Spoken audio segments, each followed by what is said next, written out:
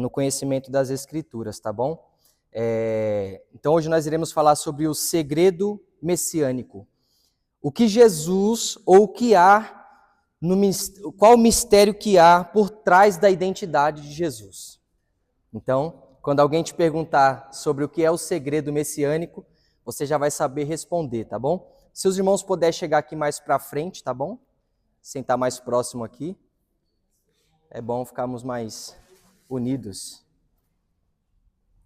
Nosso texto base está no Evangelho de Marcos, capítulo 1, versículo 43 e 44. Glória a Deus. Vamos ler esse texto? Marcos, capítulo de número 1. É o nosso texto base, tá? Para essa lição. Capítulo 1, versículo 43 e 44.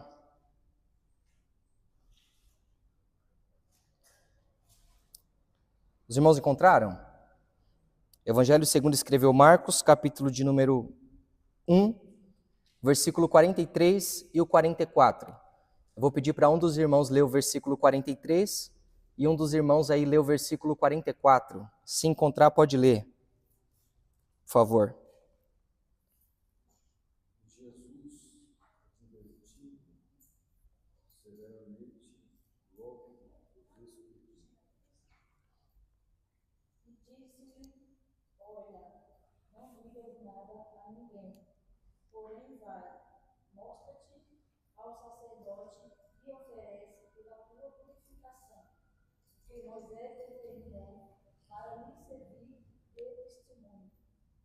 Amém.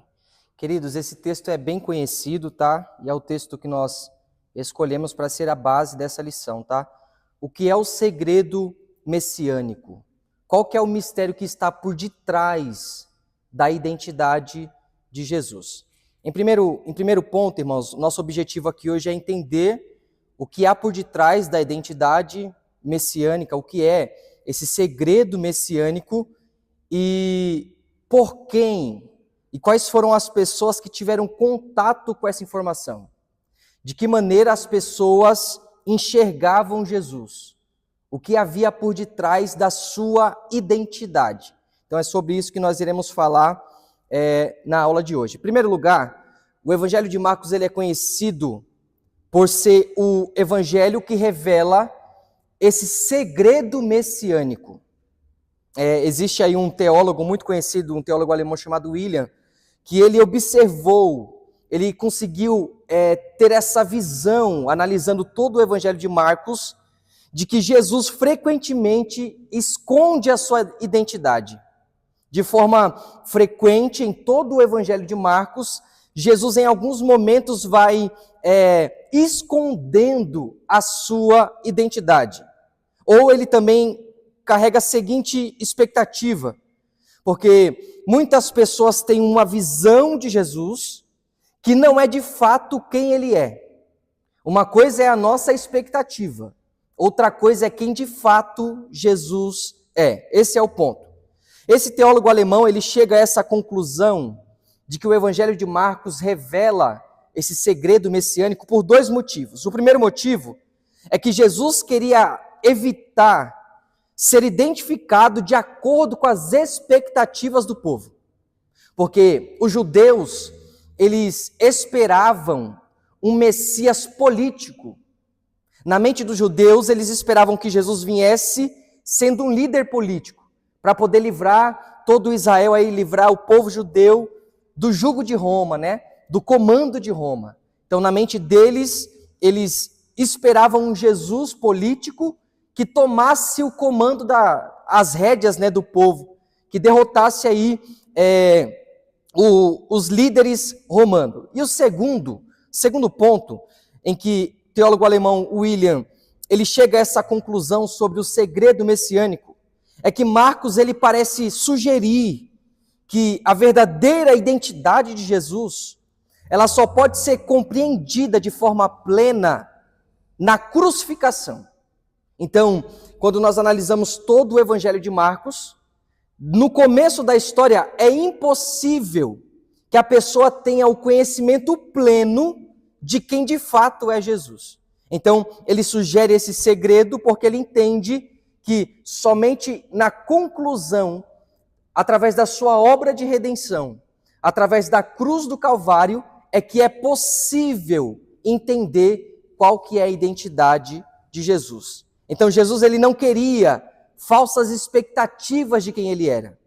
Ele não queria que as pessoas tivessem uma visão distorcida de quem ele era e qual obra ele iria realizar. Mas ele queria que todos entendessem que a sua identidade seria revelada na cruz do Calvário. Então, o segredo messiânico é isso. O que há por detrás da identidade de Jesus. Até aqui tudo bem, irmãos? Vamos para o primeiro tópico? Nós iremos agora observar alguns exemplos, irmãos.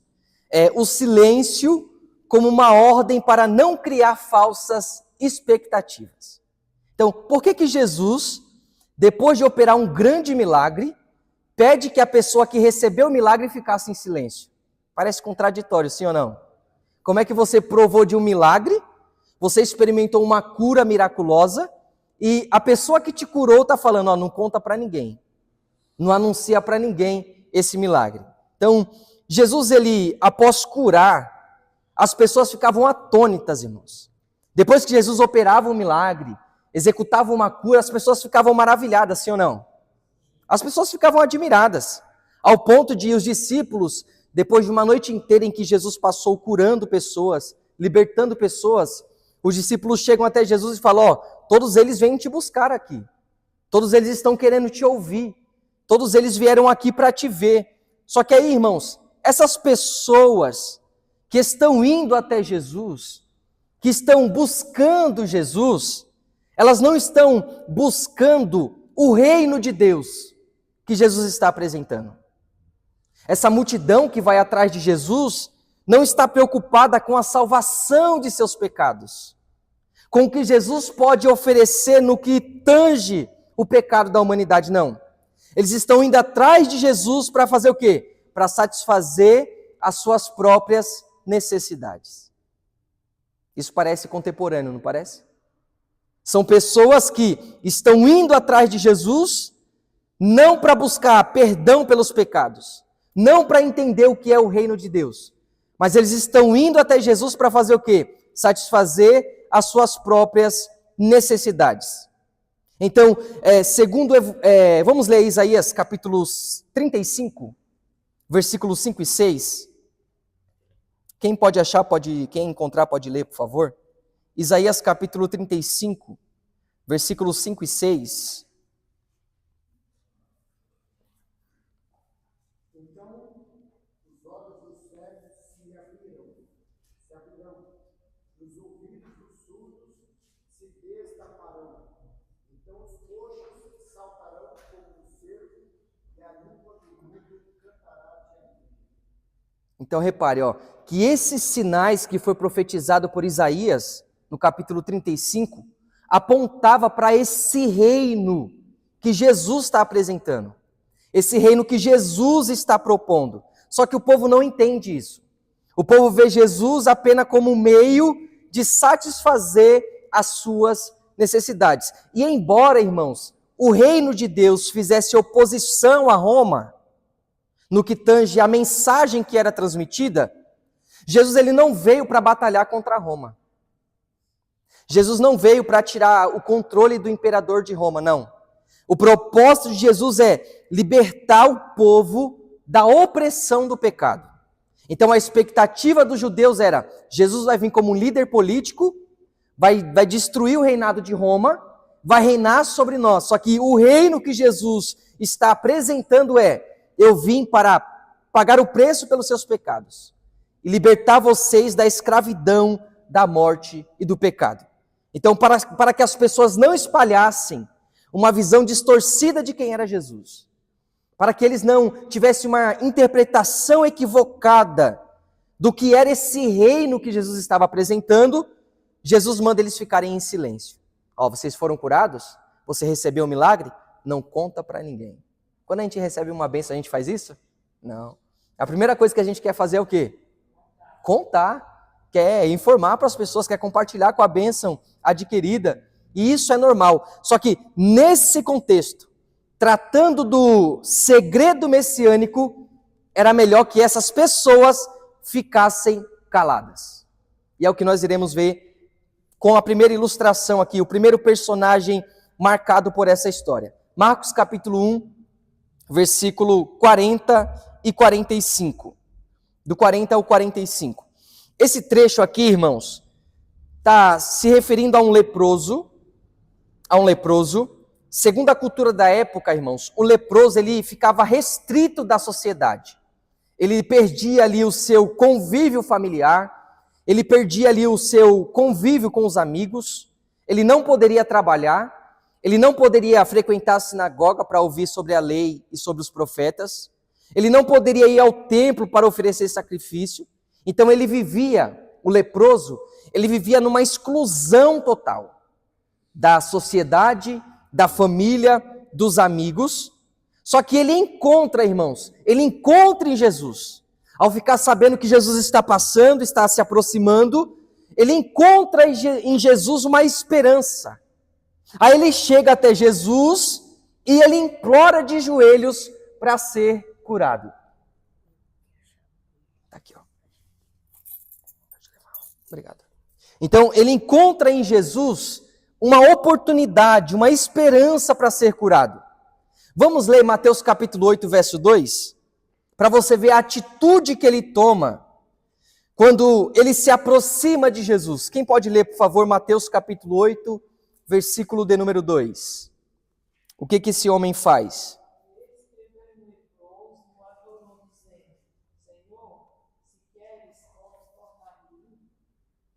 Olha que coisa interessante. Na declaração dele, no pedido de cura dele, ele chama Jesus do quê? De Senhor. Senhor, se o Senhor quiser, eu posso ficar limpo. Eu posso ser curado. Esse título, irmãos, de Senhor, ele estava identificando, é o mesmo título que indica que Jesus é o Messias. Então, quando nós olhamos assim, à primeira vista, parece boa a declaração do leproso, sim ou não? Ele está reconhecendo que Jesus é o Messias. Só que aí eu te pergunto, que tipo de Messias esse leproso achava que Jesus era? Que tipo de Messias? O Messias que morreu na cruz? Será que era esse o Messias? Quando ele declara Senhor, será que era essa expectativa ou essa visão que ele tinha de Jesus? Que Jesus seria o Messias que morreria na cruz? Provavelmente não, irmãos. Não era essa a visão que ele tinha de Jesus. Por quê? Porque depois que Jesus o cura, Jesus adverte ele de forma veemente, de forma incisiva. Ó, você foi curado, mas não conta para ninguém. E a prova de que ele tinha uma expectativa distorcida é que ele sai anunciando para todo mundo. Ele desobedece uma ordem direta de Jesus. Por quê?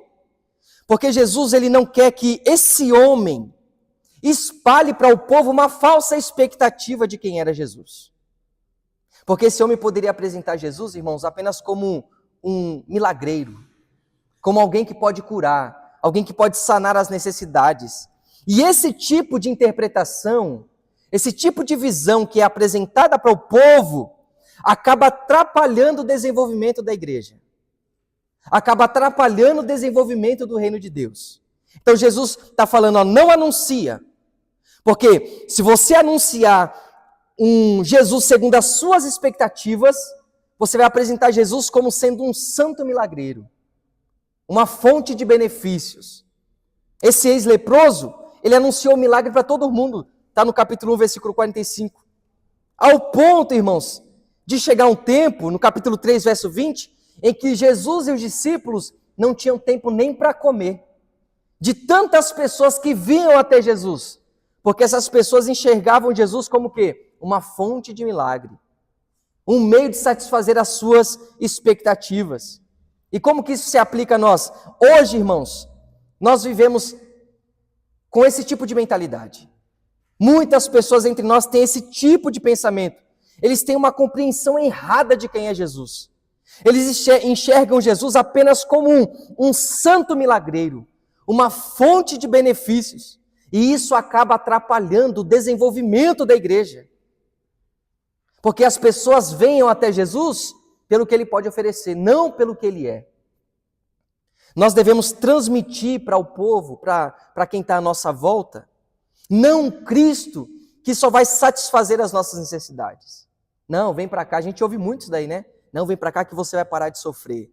Vem para cá que a sua cura está aqui. O seu milagre vai chegar. Deus, você tem que declarar, você tem que decretar. Aí a gente observa o quê? Muitas igrejas cheias de pessoas. Mas qual que é a expectativa e qual que é o entendimento que essas pessoas têm de Jesus? Esse é o ponto. Então, muitas pessoas querem sanar as suas necessidades temporais. Só que Jesus veio para fazer algo muito maior, irmãos. Jesus veio para pagar o preço pelo pecado eternamente. Então, é essa a visão. Jesus está falando para esse leproso não anunciar e aplicando a nós vocês precisam ter em mente que Jesus não veio para saciar os seus desejos, as suas necessidades temporais. Ele veio fazer algo que nós não podemos fazer, que é pagar o preço pelos nossos pecados de forma definitiva. Amém, irmãos? Amém. Alguma dúvida? O segundo exemplo é um homem que ele é surdo e gago. Está no capítulo 7, do versículo 31 ao 37. Trouxeram, irmãos, esse homem até Jesus. Esse homem é surdo, esse homem é gago. E o primeiro ato de comunicação de Jesus, olha que coisa interessante, como Jesus trabalha de forma extraordinária. Esse homem, ele não ouve e ele também é gago. Logo, se Jesus liberasse uma palavra para ele, ele não ia ouvir. Isso é óbvio, sim ou não? Aí o que Jesus faz? Jesus toca no ouvido dele. Então, quando Jesus toca no ouvido dele, é como se Jesus estivesse dizendo, você não pode ouvir. Então, o meu toque, eu estou evidenciando, eu estou comunicando a cura a você. Olha que coisa extraordinária. Jesus sabe que ele não pode ouvir, ele é surdo. Então, Jesus toca no seu ouvido, comunicando a cura. Depois que Jesus toca no ouvido, Jesus tem uma segunda atitude. Jesus pega da sua própria saliva e coloca na língua do homem. Isso aqui é muito interessante, porque na época, o ato de cuspir ou de colocar a saliva para fora significava um ato de desprezo para alguém. Ou seja, quando a pessoa desprezava alguém, tinha repulsa pelaquela pessoa, um ato dela demonstrar isso era cuspindo na pessoa, cuspindo no chão, como um sinal de desprezo. Só que Jesus está pegando algo que simboliza o desprezo e está dando um novo significado.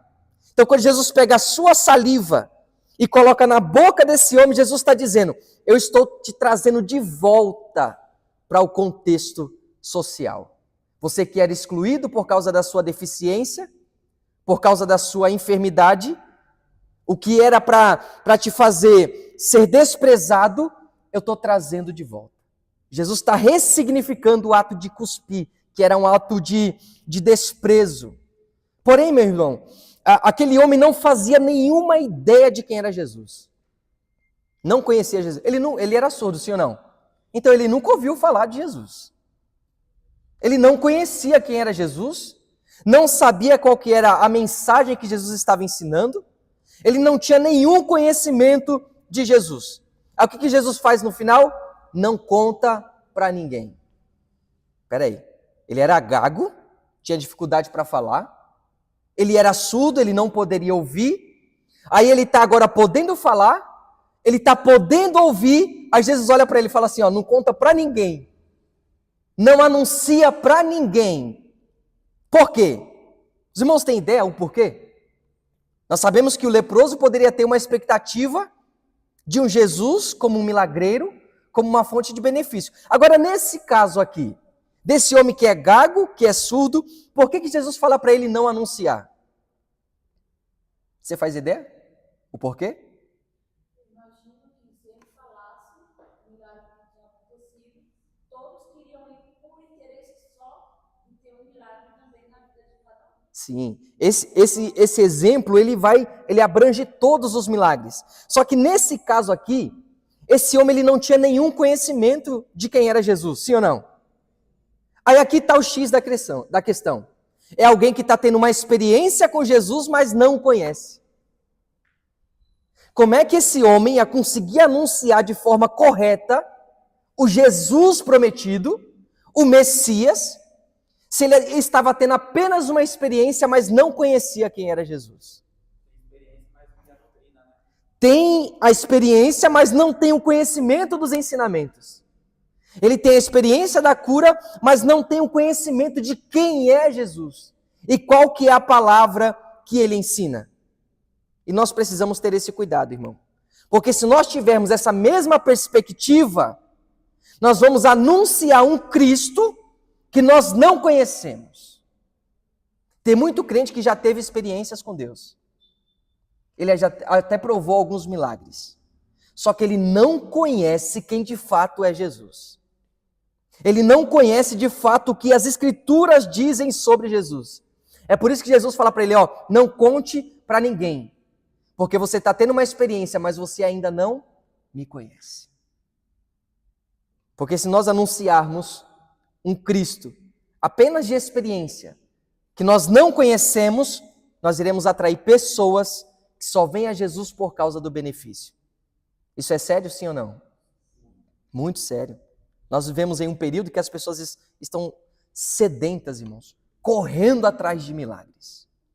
Mas ninguém quer de fato conhecer quem é Jesus. Esse é o problema. É claro que a gente vem em busca aqui a Deus, através da oração, propósito, através da palavra, a gente busca a cura. A gente busca o milagre. Só que não adianta buscar a cura se você não tem relacionamento com um Deus que pode te curar. Sim.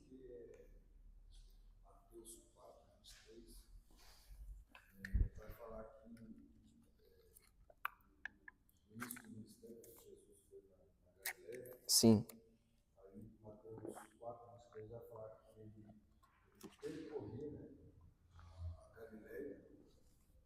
Mas o objetivo dele, qual que é o verso 23? Percorrer a Galileia ensinando. Aí o texto fala que depois ele pregava, e depois ele curava. Então, Sim. Ele tinha o propósito de ensinar, né? De pregar, e a cura era a consequência. Uma prova disso é a multiplicação dos pães, né? Ele multiplicou o pão só o quê? No final do dia, irmão. Depois da pregação, e que pregação? Já estava tarde, as pessoas já estavam com fome. Só depois que ele operou o milagre da multiplicação. E tem vários exemplos sobre isso. Uma das problemáticas, na pós-modernidade hoje, qualquer livro que você for ler, você vai ver que hoje o que as pessoas buscam é a questão da experiência. Sim. Independente se é positiva ou negativa, o que a pessoa quer é experiência. Sim. Se é uma experiência na igreja, se é uma experiência lá fora, você vê que as pessoas buscam a experiência, só que com Jesus é experiência e ensinamento. Não tem como fugir.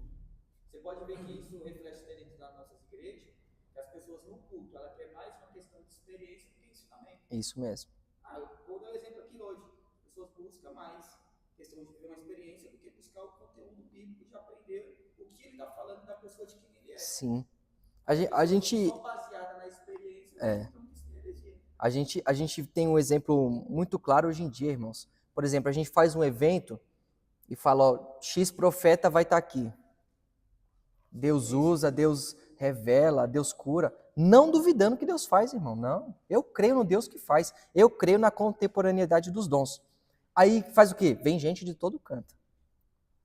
Vem gente, traz a família, traz o amigo, traz o filho desviado, traz o marido, traz todo mundo.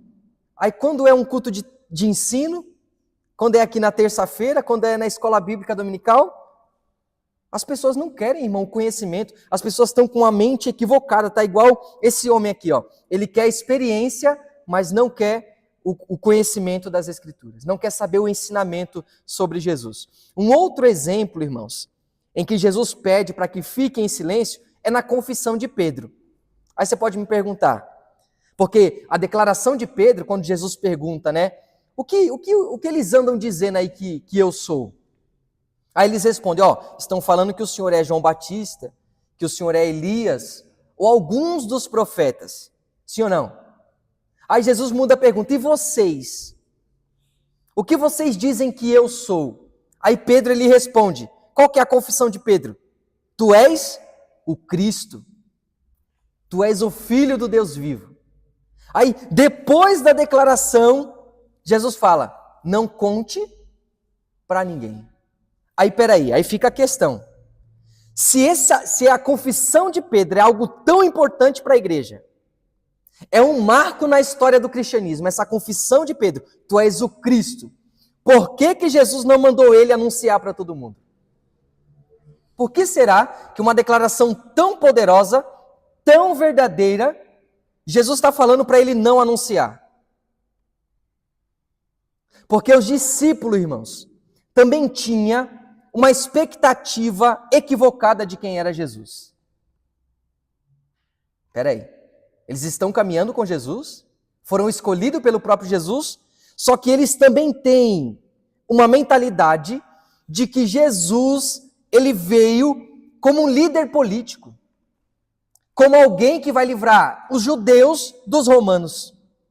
A prova disso, e tem várias referências, Marcos capítulo 4, do 40 ao 41, depois que Jesus ele acalma a tempestade, o que os discípulos fazem? Eles olham um para o outro e dizem, quem é esse? Que até o vento e o mar lhe obedecem. Mas espera aí, eles já estão caminhando com Jesus há um tempo. Já têm experiências com Jesus. Só que quando Jesus acalma a tempestade, eles perguntam, quem é esse? Que até o vento e o mar lhe obedecem. Quer um outro exemplo? Depois da multiplicação de pães, depois que Jesus multiplica os pães, lá na frente ele vai dar um conselho contra a hipocrisia dos fariseus. Jesus fala, cuidado com o fermento dos fariseus, advertindo eles sobre a hipocrisia. Só que eles estão preocupados com o quê? Com o pão. Poxa, a gente está aqui na viagem, a gente esqueceu de trazer pão. Jesus tinha acabado de multiplicar o pão. Por que eles estavam preocupados com pães? Jesus poderia fazer novamente. Só que o ensinamento que Jesus estava mostrando para eles era, cuidado com a hipocrisia dos fariseus. Aí no final o texto revela que eles estavam com o coração endurecidos. Está caminhando com Jesus, mas tem um entendimento equivocado de quem é Jesus. Um outro exemplo é depois da ressurreição. Quando Jesus se apresenta lá no meio deles, que eles estão com medo lá fechado dentro da casa, com a porta trancada, Jesus se apresenta e faz o quê? Adverte eles contra a incredulidade. É como se Jesus estivesse falando assim, eu não falei para vocês que eu iria ressuscitar? Eu não anunciei para vocês que eu tinha que passar por tudo isso que eu passei? Por que vocês estão com medo? Por que vocês estão duvidando? Eles têm experiências com Jesus, mas têm uma compreensão equivocada. É por isso que Jesus fala, Pedro, não anuncia para ninguém. Sua declaração é verdadeira. De fato eu sou o Cristo, mas não anuncia. Porque eles estão cegos espiritualmente. E nessa cegueira, irmão, nós podemos, quando nós estamos cegos espiritualmente, nós somos falíveis. Nós estamos fadados a anunciar um Cristo que não é o verdadeiro. Por mais que sabemos qual que é a declaração correta, se nós tivermos uma expectativa errada de quem é Jesus, nós vamos anunciar um Cristo que não é o verdadeiro. E hoje nós temos esse mesmo problema, irmão, em nosso meio. Pessoas que não entenderam Jesus por causa das suas falsas expectativas. É o tipo de pessoa que vem para o Evangelho achando que Jesus é uma coisa. E quando chega aqui que ele conhece de fato quem é Jesus, ele larga a fé.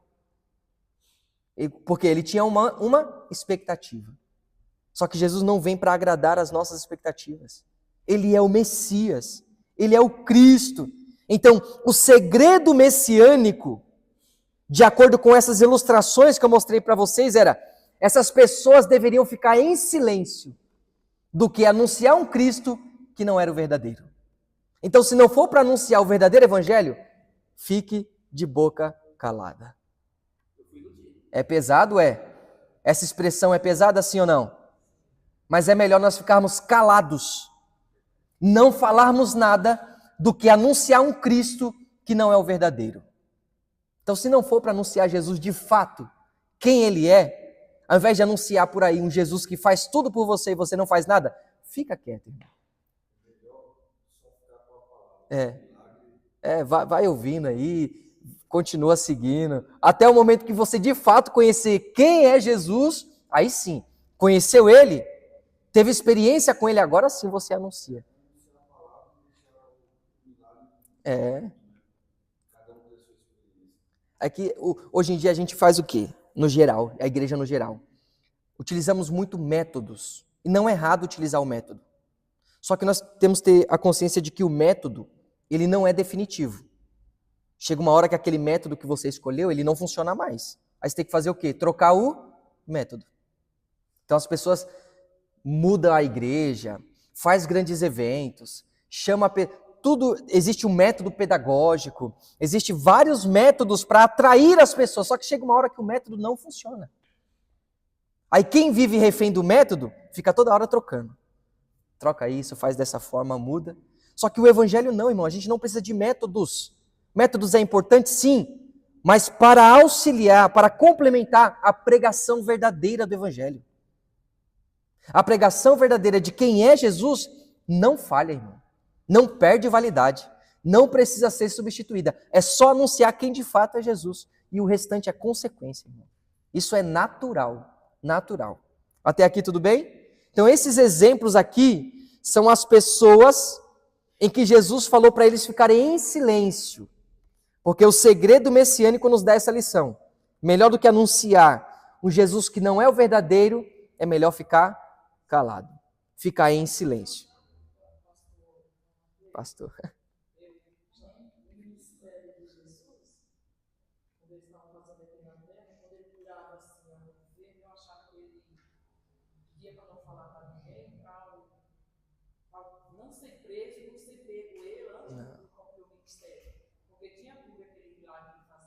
Sim.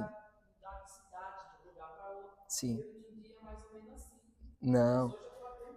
Era justamente pela expectativa das pessoas. Por quê? João capítulo de número 8, Jesus, quando ele liberta aquela mulher lá que foi pega em adultério, vocês lembram? Jesus libera ela, vai em paz, seus pecados foram perdoados. Depois ele é indagado pelo que aconteceu, pelos fariseus e os escribas. Aí o texto diz que ninguém o prendeu, porque ainda não havia chegado a sua hora. João 10 diz que Jesus ele dá a vida, por quê? Porque ele pode tomar de volta. Então, ele estava falando aquelas palavras em João capítulo 8, do lado do gasofilácio, do lugar onde ia sair as moedas para pagar pagar a traição. Da onde ia sair as moedas para pagar Judas, para entregar Jesus. Jesus está curando, está libertando uma mulher, melhor dizendo, da condenação, do lado do local onde ia sair as moedas para pagar a crucificação. Aí o texto diz, ninguém colocou a mão nele, porque não ainda havia chegado a sua hora. Então, quando ele falava para ficar em silêncio, era justamente por conta da expectativa das pessoas. Porque estava todo mundo esperando um Messias político. Mas não, ele veio anunciar um reino, o reino de Deus, onde ele haveria de pagar o preço pelos pecados da humanidade. Os irmãos entenderam essa primeira parte? Por que Jesus mandou as pessoas ficarem em silêncio e não anunciar? Vamos para o próximo tópico. Agora nós iremos falar sobre pessoas, aqui é um outro ponto, tá? Pessoas que não compreenderam quem era Jesus. O primeiro exemplo são as pessoas na sinagoga em Cafarnaum. Marcos ele está relatando agora, capítulo 1 do versículo 27, que Jesus ele está ensinando na sinagoga em Cafarnaum. E enquanto ele está ensinando, as pessoas estão admiradas, sim ou não? As pessoas estão estonteantes, estão em êxtase por aquilo que Jesus está ensinando. Só que na mente deles, eles estão dizendo, no capítulo 1, versículo 22, ele ensina com autoridade e não como os escribas. Depois eles vão dar uma outra declaração. Depois que Jesus expulsa um homem, ou melhor dizendo, expulsa o demônio de um homem na sinagoga, essas mesmas pessoas que estavam com a expectativa lá em cima, que estavam admirados com os ensinamentos de Jesus, eles dão outra declaração. Que vem a ser isso? Capítulo 1, verso 27. Um novo ensinamento? Então, peraí. Esses homens estão vendo Jesus ensinar na sinagoga, eles estão vendo Jesus libertar um homem de demônios, só que na mente deles, Jesus é apenas um rabino. É mais um mestre. É mais um mestre, é mais um rabino que tem uma doutrina diferente dos escribas. Na mente deles é essa. Não, esse homem aí, ele é mais um mestre que apareceu aqui, só que ele tem um ensinamento diferente. Esse é o entendimento dos que estão na sinagoga em Cafarnaum. O que eles estão fazendo? Ao invés de reconhecer que Jesus é o Filho de Deus, o Messias enviado, eles estão reduzindo Jesus a um simples mestre. Sentiu a discrepância, a diferença?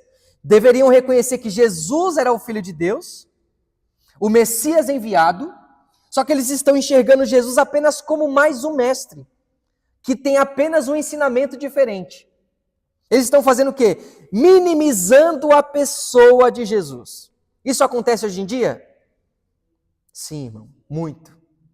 Pessoas que reduzem Jesus a apenas um curandeiro, um milagreiro.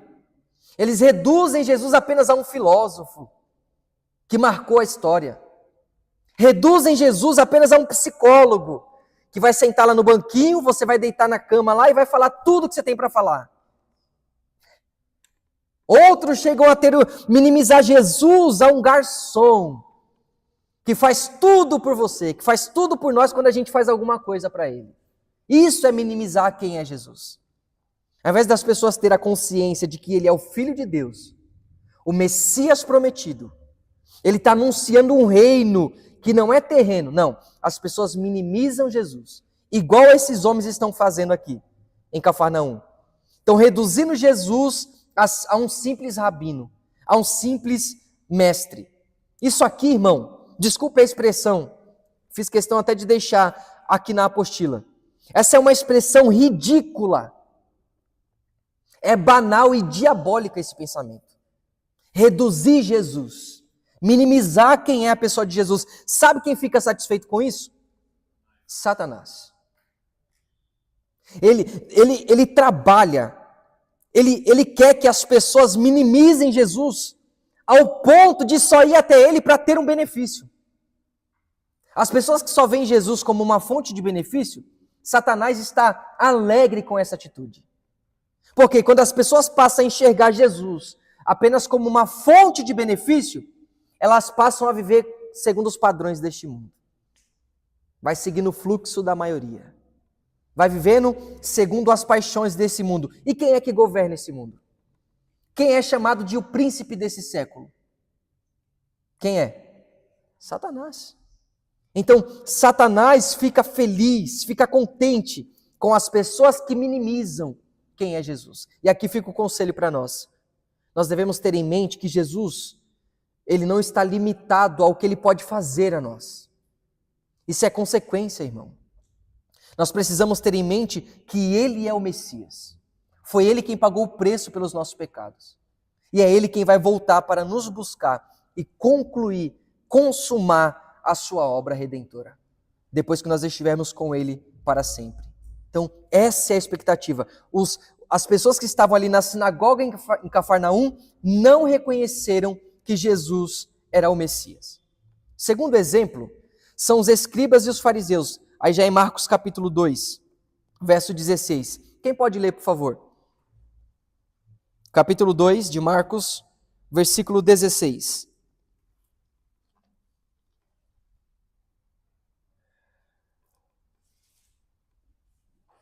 Capítulo 2, verso 16.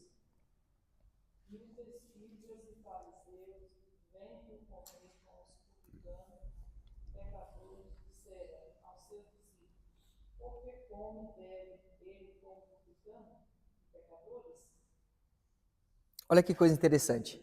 Jesus ele está passando, aí ele vê Levi, onde ele ficava coletando imposto. Levi é Mateus, tá? É um dos apóstolos que foram chamados por Jesus.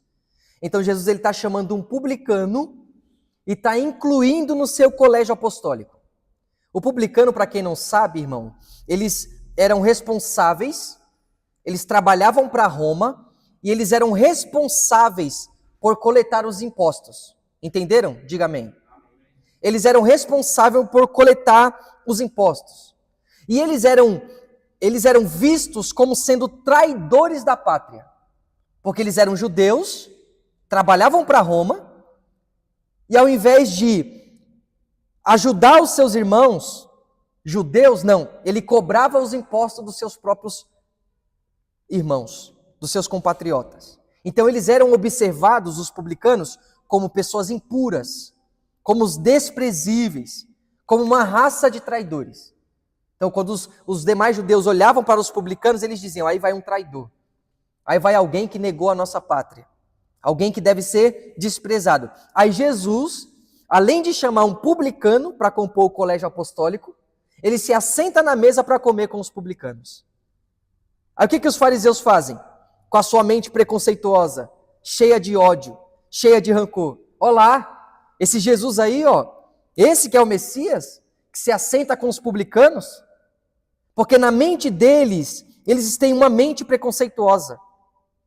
Mas Jesus, ele estava dando a oportunidade, irmãos, dos publicanos, que eram vistos como traidores e desprezíveis, de conhecerem o Evangelho.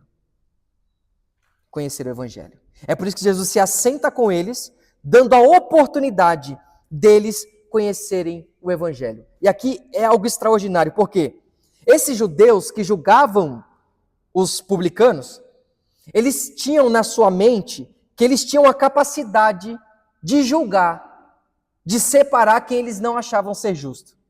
Peraí, você não é justo? Então você não é digno de estar entre nós. Esse era o pensamento deles. Só que Jesus mostra que Deus, no seu ato soberano, busca os excluídos. Aqueles que são marginalizados, aqueles que são desprezados, são esses que Jesus veio resgatar. Então, para os judeus, aqueles homens deveriam ser desprezados. São traidores, são desprezíveis. Só que Jesus está dando uma grande lição. Não, no plano soberano de Deus, ele veio para essas pessoas, os que são marginalizados. E você acha que isso não acontece hoje em dia? Por muito tempo, irmão, a igreja tem vivido com essa cultura farisaica.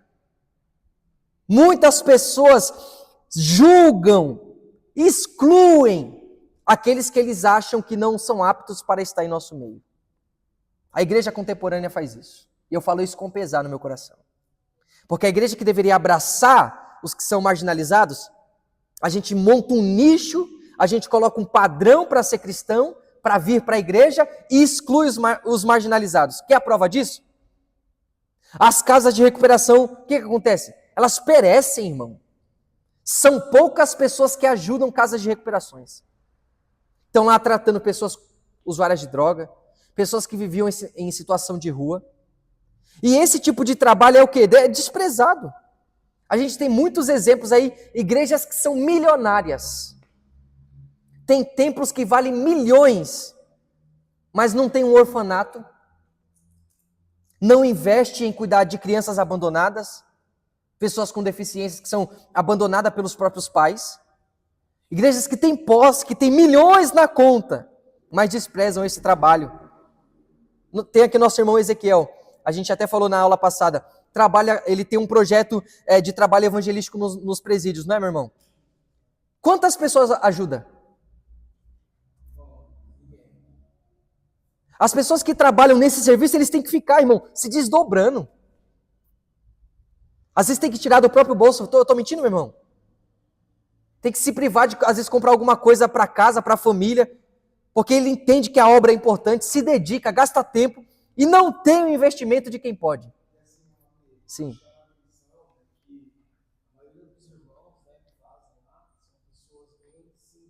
Sim.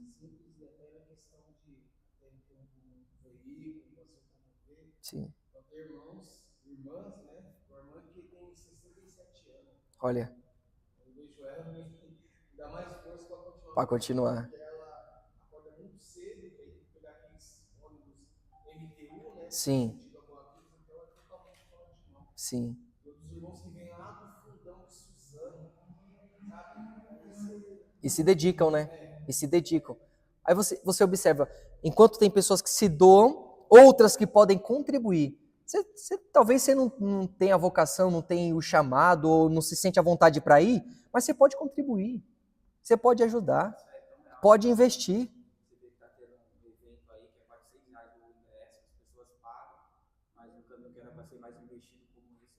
Então, você observa. Um outro ponto, nós, irmãos, Quando que você viu alguma igreja criar um mecanismo de evangelização para homens e mulheres que vivem na prostituição? Já viu? As pessoas pararem, criar um projeto, criar um método para atrair esse público que são desprezados. Então, você vê que essa síndrome farisaica, essa cultura farisaica que rejeitam os marginalizados ainda opera até hoje? Então, esse tipo de cultura, esse tipo de pensamento são pessoas que não entendeu quem é Jesus. Eu fiz questão até de marcar essa última frase aqui, ó. Nós precisamos repensar a missão, a vocação e a identidade da igreja. Se de fato conhecemos Cristo como Ele é, se nós entendemos a obra que Ele veio realizar, nós precisamos rever o nosso conceito missionário. Porque diferente do que muitas pessoas pensam, missão, irmãos, não é um departamento da igreja. Não é apenas um departamento da igreja. Missão, ela é a base da igreja. A última aula que nós tivemos sobre o plano missionário de Israel, quem estava aqui? Você viu que de forma extraordinária Deus vem trabalhando desde o Gênesis, apresentando o plano missionário? A igreja nem existia, mas o plano de Deus para alcançar o mundo, as nações, já tinha sido estabelecido. Então nós precisamos rever aí o nosso conceito do que é missões. Então esse aqui é um exemplo, tanto os das sinagogas de Cafarnaum, os escribas e os fariseus são exemplos de pessoas que não compreenderam quem é Jesus. Eu quero dar mais um exemplo aqui, que são os parentes de Jesus e os seus compatriotas de Nazaré. Esses dois grupos, irmãos, tanto os seus familiares quanto o povo de Nazaré, eles conheciam Jesus porque Jesus cresceu no meio deles, sim ou não? Então eles tinham conhecimento de quem era Jesus. Viu Jesus crescer, alguns conviveu ali com Jesus até os seus 30 anos, quando ele inicia o seu ministério. Só que aí depois que Jesus inicia o seu ministério, que começa a ensinar, tanto a sua família quanto os habitantes de Nazaré começam a ficar escandalizados. A família de Jesus chega a dizer que ele está fora de si. Isso é um jeito bonito de falar que Jesus estava louco. Eles estavam, não, os parentes de Jesus, não, ele está fora de si. Em outras palavras, eles estavam dizendo, Jesus perdeu as estribeiras. Jesus ficou doido. Os habitantes de Nazaré, eles começaram, irmãos, maravilhados com os ensinos de Jesus. Só que depois que eles lembraram que aquele Jesus que estava ensinando era o mesmo que eles viram crescer, eles ficaram escandalizados. Peraí, esse aí é o filho de Maria, filho de José, cresceu aqui em Nazaré. Então é o tipo de pessoa, olha a reação deles. Tanto os familiares de Jesus quanto os conhecidos de Nazaré são típicas, irmãos, até hoje. Pessoas que são especialistas em Jesus, conhecem tudo de Jesus, ficam maravilhados com os ensinos de Jesus. Só que quando eles entendem o que é a verdade do Evangelho, eles desprezam Jesus, ficam escandalizados. É o tipo de pessoa que... Quem já foi evangelizar alguém que está afastado? Já foi? Você vai evangelizar uma pessoa que está afastada, ela quer te dar uma aula de Bíblia primeiro, sim ou não? Não, mas que Jesus... Ixi, eu era pastor. Eu era cristão. Eu sou de família crente. Ixi, eu conheço a Bíblia. Eu já li a Bíblia um monte de vezes. Eu sei quem é Jesus. Mas espera aí. Se você conhece tanto Jesus, por que você está desviado? Vocês já se depararam com essa situação? Você evangelizar alguém e a pessoa quer falar... Eu já tive situação em que eu, pela falta de experiência, ali o começo, a gente imaturo ainda na fé, eu não tenho argumento para poder falar com a pessoa, e eu não consegui terminar de evangelizar a pessoa. A pessoa falou, e no final, tá bom, Deus te abençoe, viu? Infelizmente aconteceu. Naquele momento ali ele ganhou. Por quê? Mas a questão é, se você conhece tanto Jesus, por que você está fora? Por que você não volta? Por que você não se rende a Ele? Então, essas pessoas aqui, tanto a família de Jesus quanto os habitantes de Nazaré, tinham esse mesmo pensamento. Conheciam Jesus, viu Jesus crescer entre eles em Nazaré. Só que quando Jesus começa a ensinar, aplicar os ensinos do seu reino, os familiares chamam Jesus de louco. E os outros de Nazaré ficam escandalizados. Então, a nossa reação deve ser igual à de Jesus. Por quê? Em um momento em que Jesus está pregando numa casa, e a casa está cheia, chega alguém falando assim, ó, sua família está lá fora. Os irmãos lembram desse texto? A casa está cheia, Jesus está no meio da casa, aí chega alguém e fala assim, ó, está lá sua mãe, seus irmãos, está lá fora, sua família está lá fora. Aí Jesus fala o quê? Jesus olha para as pessoas que estão ouvindo ele pregar e fala assim, ó, esses aqui é meu pai, é minha mãe, é meus irmãos. Essa é minha família, aqueles que ouvem e obedecem a palavra do meu Pai. Então nós, irmãos, precisamos ter a mesma mente de Jesus. Jesus ele não se preocupou com os PhDs, que conheciam tudo sobre ele, não. Essas pessoas que só o conheciam ficaram fora da casa. Jesus se preocupou com os que de fato estavam sedentos e necessitava ter um encontro com Jesus e ter a sua vida transformada. Então esses aqui são exemplos de pessoas que não entenderam quem de fato é Jesus. Até aqui alguma dúvida? Conhece alguém assim? Que diz que conhece, mas vive longe? Pois não, meu irmão.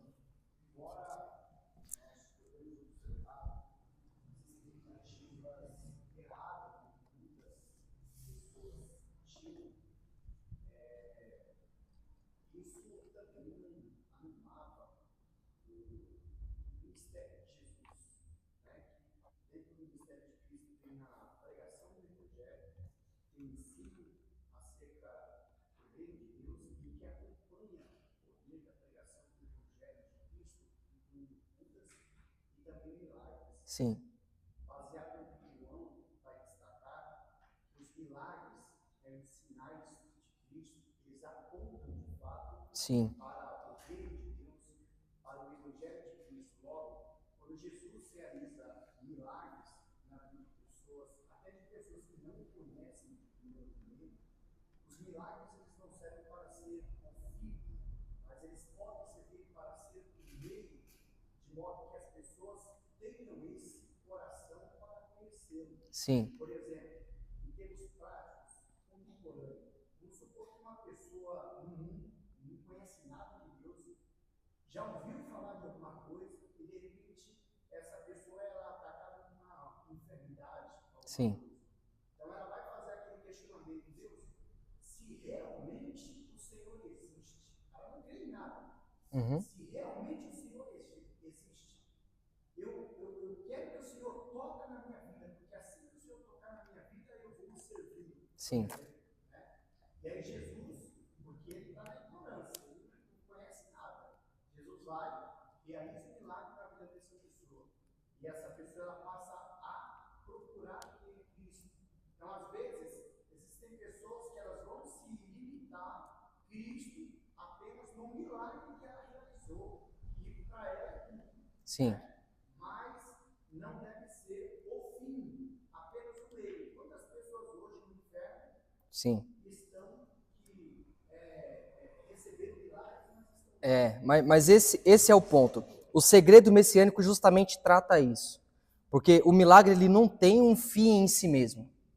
Todo milagre que Jesus operou apontava para o seu reino, para a mensagem que ele estava proclamando. Só que note uma coisa, se o milagre, não estou falando que o milagre não é um caminho para que a pessoa seja alcançada, até porque Jesus curou as pessoas sem mesmo conhecer, as pessoas conhecer ele, sim ou não?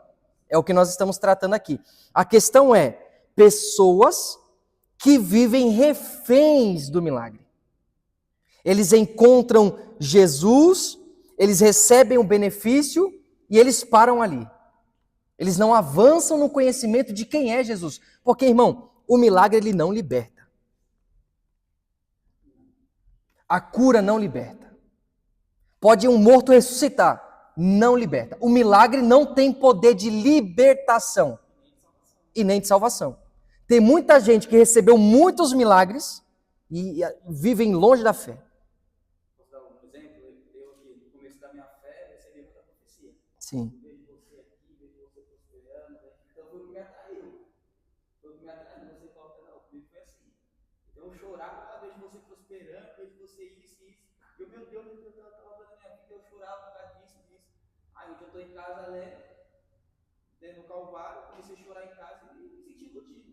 Eu falei, não, está acontecendo. Não é desse jeito, né? Não.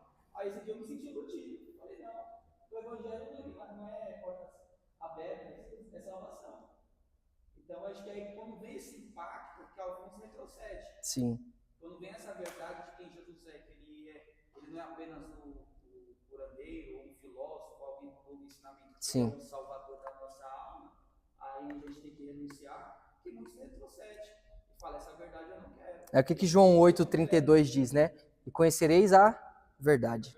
Então, quem vai libertar, salvar, é a palavra de Jesus, é o Cristo, é a mensagem do Evangelho.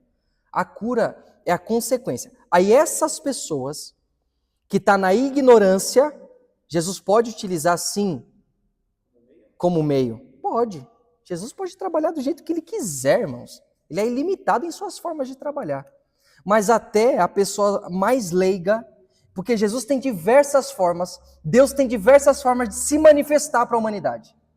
É tanto que no dia do juízo não vai ter ninguém que vai poder dizer, eu nunca ouvi. Até as pessoas que estão mais isoladas, nunca chegou um missionário lá para pregar o evangelho para ela. De alguma forma, Deus se revela. É o que nós chamamos de graça livre, né? Através da natureza. Deus se revela. Então, irmãos, o ponto é, nós precisamos ter em mente, nós não vivemos refém de milagre. O que Jesus disse através do apóstolo Paulo? Cristo é o quê? A cabeça da igreja. Ele não é um capacete que você coloca quando você vai fazer uma viagem arriscada. Ah, deixa eu colocar Jesus aqui porque eu vou viajar, tem um perigo ali na viagem, no trajeto. Depois, quando chegar lá, tira o capacete e põe de lado. Não. Jesus, ele é o cabeça da igreja. Então, se não for Cristo, irmão, se não for Cristo, não há outro meio de adquirir salvação, de ser liberto.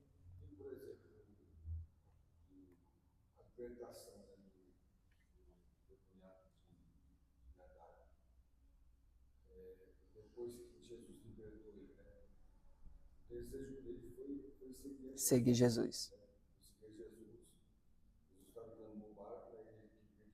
Queria ir junto. Vai lá e anuncia.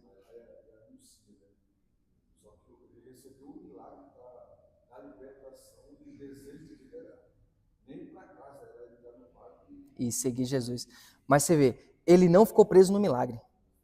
Se ele fica preso no milagre, ele dava as costas para Jesus e vou seguir minha vida. Também. Se ele ficasse refém ali no milagre, se o milagre fosse o ponto final dele, ele virava as costas, obrigado, vou seguir minha vida, vou lá. Mas não, ele faz o quê? Não, preciso seguir essa pessoa. Pedro, por exemplo, depois da pesca maravilhosa, aí Pedro chega até Jesus, se prostra, adora e fala, Senhor, afasta-se de mim que eu sou um homem pecador. Aí Jesus fala para ele, a partir de hoje você vai ser pescador de homens. Aí o texto diz, largando tudo, o seguiu. Mas espera aí, e o milagre? E o barco cheio? E o barco quase afundou? Teve que fazer sinal para os outros barcos chegar, as redes estavam quase se rompendo, o barco estava quase afundando, porque o milagre foi tão grande. Só que diante da experiência de quem Jesus é, o milagre ficou pequeno.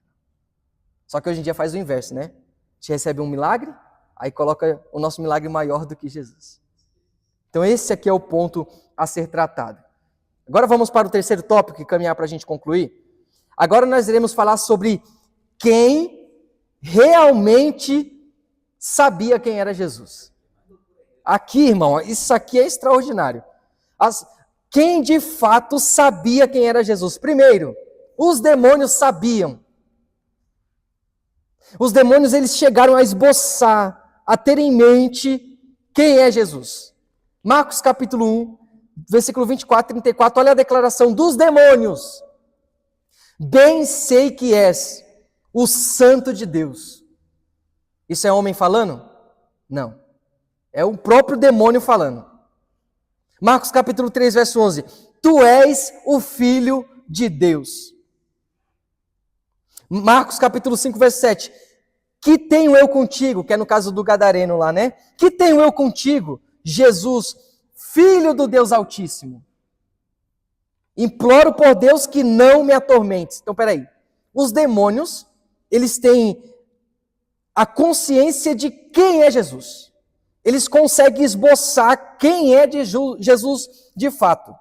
E quando nós analisamos todo o Evangelho de Marcos, nós observamos duas coisas. Os demônios entenderam de forma literal, as declarações de Jesus. Todas as vezes que Jesus anunciou a sua ressurreição, ele falou várias vezes para os discípulos, vai chegar um momento em que o Filho do Homem vai ser entregue nas mãos dos pecadores. Importa que ele seja açoitado, importa que seja preso, importa que morra, mas ao terceiro dia vai ressuscitar. Então Jesus, ele por várias vezes declarou aos discípulos o que haveria de passar. E os demônios entenderam de forma literal. Eles sabiam que o que Jesus estava falando de fato ia acontecer. E o que eles fazem? O que Satanás faz? Querendo destruir o plano, querendo frustrar o plano a obra da cruz. O que ele faz? Enche o coração de Judas para atrair Jesus. É como se Satanás, em um ato desesperado, tentasse interferir no plano da salvação. Vou encher o coração de Judas, ele vai entregar Jesus e a obra vai ser desfeita. Não vai conseguir concluir a obra da salvação. Só que, mesmo ele com a intenção de querer frustrar o plano da salvação, ele contribuiu para que o plano acontecesse. Judas, ele entrega Jesus, Jesus é morto e conclui a obra da salvação. E eu marquei aqui, irmão, 2 pontos importantes. Nessa lição sobre o segredo messiânico, o diabo sabia quem era Jesus e qual que era o seu plano, mas ele não conseguiu impedir. Ele sabia, mas ele não conseguiu impedir. A soberania de Deus no seu plano de salvação fez o diabo de marionete, cooperando para a cruz acontecer. Aí eu te pergunto, fiz questão de deixar essa pergunta aqui marcada. Como não confiar nesse Deus? Satanás querendo frustrar o plano, Deus é como se Deus utilizasse ele como uma marionete. Você está querendo interferir? Pois é, você vai contribuir para que a obra seja concretizada. Ele encheu o coração de Judas, Judas traiu Jesus, entregou Jesus, Jesus morreu na cruz do Calvário e o resultado é que nós estamos aqui hoje. Graças ao sacrifício de Jesus. Então, os demônios sabiam quem era Jesus. Outro exemplo de quem sabia quem era Jesus, o próprio Pai. Nas suas próprias declarações, isso aqui não é novidade para ninguém. Marcos capítulo 1, verso 11. Deus, ele diz, Tu és o meu filho amado, em ti eu tenho alegria. É o próprio Pai falando. Marcos 9, verso 7. Este é meu filho amado, a ele deem ouvido. Então nós observamos aí a declaração do próprio Deus. Deus, ele sabia quem era o seu filho, quem era Jesus e o plano que ele haveria de cumprir. Agora vamos para o último exemplo aqui de quem sabia quem de fato era Jesus. Irmão, isso aqui é extraordinário. O centurião romano, ele sabia quem era Jesus. O centurião, ele foi o responsável, esse centurião romano, ele foi o responsável por acompanhar, por garantir de que todas as etapas, desde o Getsêmani até o Gólgota, acontecesse. Então ele foi responsável por acompanhar ali as chicotadas, os açoites. Foi ele quem acompanhou toda a coroação com os espinhos, toda a exposição que Jesus sofreu. Ele foi quem acompanhou o Simão Cirineu, ajudar Jesus no caminho, na via dolorosa, até o último suspiro de Jesus. Quando ele entrega o Espírito para o Pai, esse homem está acompanhando. Então, a experiência que ele teve com Jesus é essa. Desde o começo do processo da entrega do Calvário até a consumação, quando Jesus rende o Espírito. Então, quando Jesus dá o seu último suspiro na cruz, ele faz uma declaração. Está aí em Marcos capítulo 15, verso 39. Olha o que o centurião romano diz. Verdadeiramente, este homem era o Filho de Deus. Aí a pergunta, irmão, que não quer calar. Quem pregou para esse homem? Olha a declaração dele, eu vou falar mais uma vez. Verdadeiramente, este homem era o Filho de Deus. Aí eu te pergunto, quem foi que pregou para esse homem? Quem disse isso para ele? Quem foi que revelou para ele que Jesus era o Filho de Deus? Deus, em sua, irmão, sabedoria e compaixão, salvou o próprio executor da morte de seu filho. A pregação que fez o centurião declarar quem era Jesus foi a própria execução. Você imagina esse homem acompanhando cada processo que Jesus passou. E Jesus fez o quê? Ficou calado. Como uma ovelha muda foi levada ao matadouro. A experiência que ele teve, que fez reconhecer que Jesus era o Filho de Deus, foi a própria crucificação. A pregação que fez ele declarar quem Jesus era, foi a própria execução que ele comandou, que ele foi o responsável. Então Deus, revelando a sua graça, irmão, isso é maravilhoso, salvou o próprio homem que executou a morte do seu filho. Isso é graça ou não é? Olha o tamanho da misericórdia de Deus, capaz de salvar o homem que foi responsável por executar o seu próprio filho. Então, o centurião, ele sabia de fato quem era Jesus. E note uma informação, os soldados romanos, irmãos, naquele período, eles eram obrigados a se sacrificar em nome do imperador. Eles se sacrificavam, eles tinham o imperador como um ser divino, como se fosse um próprio Deus. Só que quando ele diz assim, ó, este homem é o Filho de Deus, é como se ele estivesse tirando do seu coração o imperador. Não é o imperador que reina mais aqui. Quem reina aqui dentro de mim é outro rei agora. É outro imperador que reina aqui. É o Filho do Deus vivo. Então, o segredo messiânico que percorre aí todo o Evangelho de Marcos foi revelado na cruz, pelo executor da sua própria morte. A graça de Deus, irmãos, de fato, ela é gloriosa. E aqui nós concluímos a nossa lição. Portanto, o segredo messiânico foi a forma de Marcos mostrar as falsas expectativas que havia em torno de Jesus e mostrar que o segredo foi revelado na cruz pelo executor de Jesus. Você pode dar glória a Deus por isso? Então, quando perguntarem para você o que é o segredo messiânico, vocês vão saber responder? O segredo messiânico é o que há por detrás da identidade de Jesus. Pessoas que criaram falsas expectativas, pessoas que não entenderam quem Jesus era e outros exemplos de pessoas que de fato sabiam quem era Jesus. E aqui nós concluímos, irmãos.